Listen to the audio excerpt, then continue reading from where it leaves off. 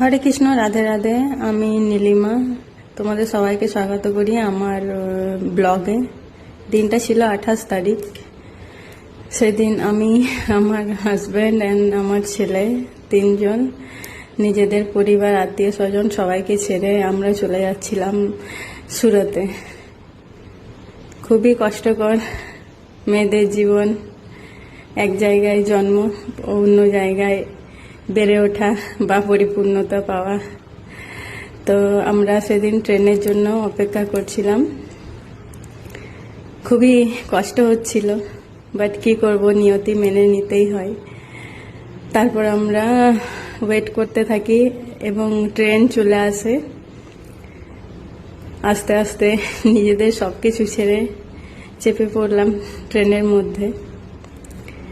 তো এটা হলো আমাদের কেবিন। সেকেন্ড এসিতে ট্রাভেল করছিলাম আমরা।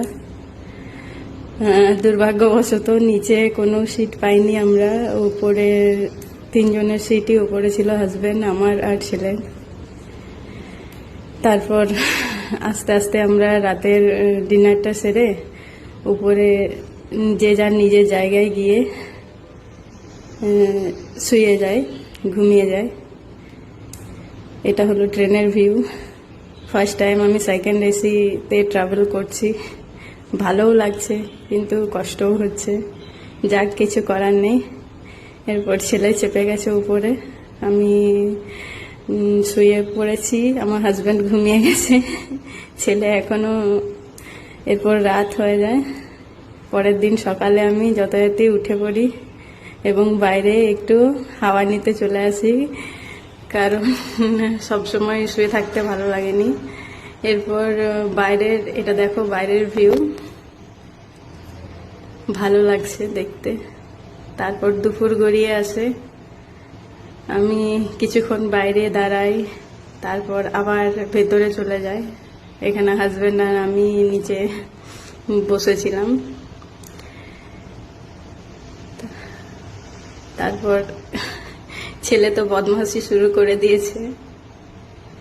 এরপর আবার কিছুক্ষণ পর আমি আবার বাইরে আসি পাহাড় দেখার জন্য। দেখো এখানে একটা পাহাড় আছে।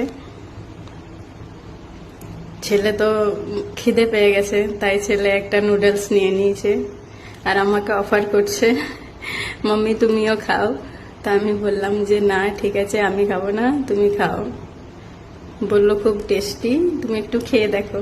তো আমিও টেস্ট করেছিলাম একটু, ভালোই লাগলো খেতে।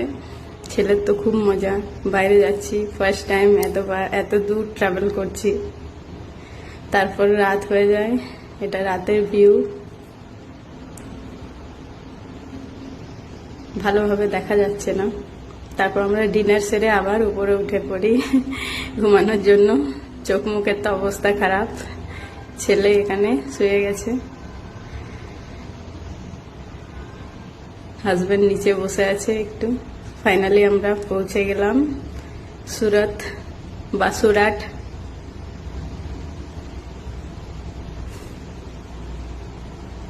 ভোরবেলা এখানে ছটায় এখানে ভোর হয়, রাত থাকে হালকা হালকা।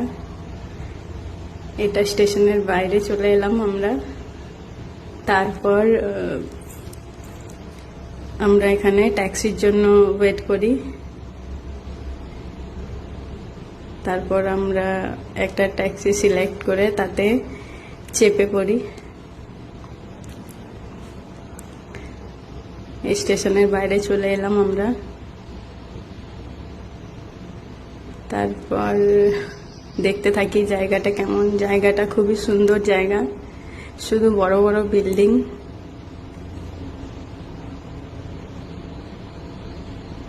ভালোও লাগছিল, খারাপও লাগছিল, নিজের জায়গা ছেড়ে অন্য জায়গায় চলে আসা।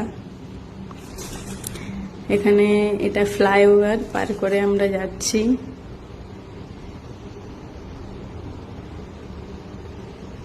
এখানে কিন্তু সব বড় বড় বিল্ডিং, ফ্লাইওভার, এইসবই। এটা আমাদের কলোনি, চলে এসেছি আমরা নিজেদের জায়গায়। এটা হলো আমাদের বিল্ডিং। ঠিক আছে, চলো টাটা বাই বাই, বাকিটা পরে দেখাবো। ভালো